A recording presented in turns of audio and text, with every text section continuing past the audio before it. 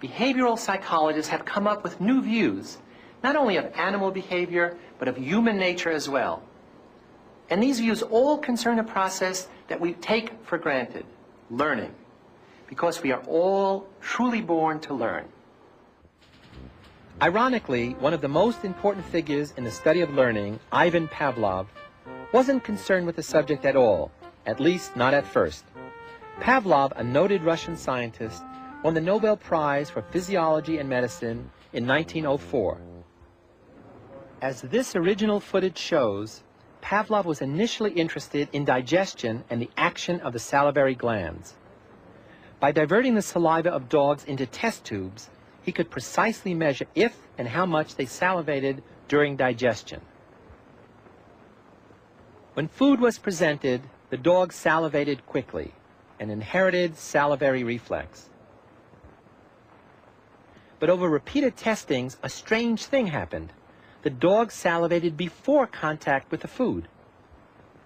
Just the sight of the food was enough to stimulate their drooling.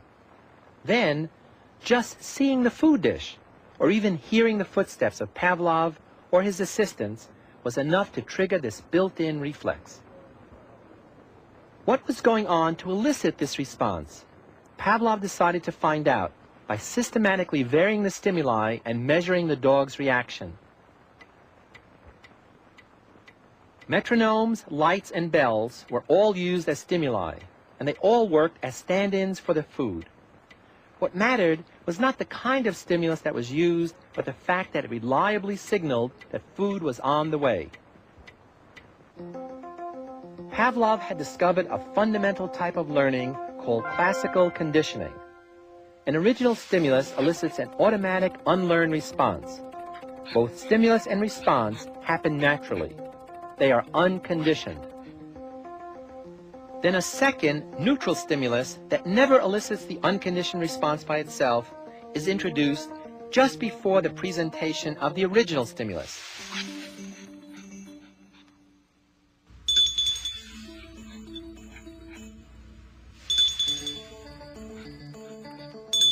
If the neutral or signaling stimulus is presented alone, and a response occurs as if the original stimulus were still there, we say that conditioning has taken place. The arbitrary neutral stimulus becomes a conditioned stimulus. The reverse is also true. Pavlov and others studied the extinction over time of such conditioned responses. When the subject learns that the conditioned stimulus no longer signals a desired event, the acquisition process is reversed, as the learned connection is gradually weakened.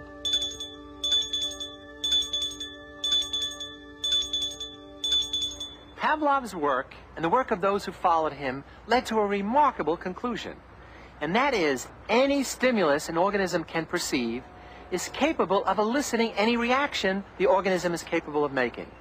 This means that virtually any sound, sight, or smell can influence the way our muscles tense or relax, our moods fluctuate, or even the way our attitudes are formed. For instance, if I say, relax, and then do this, you're going to be startled and upset.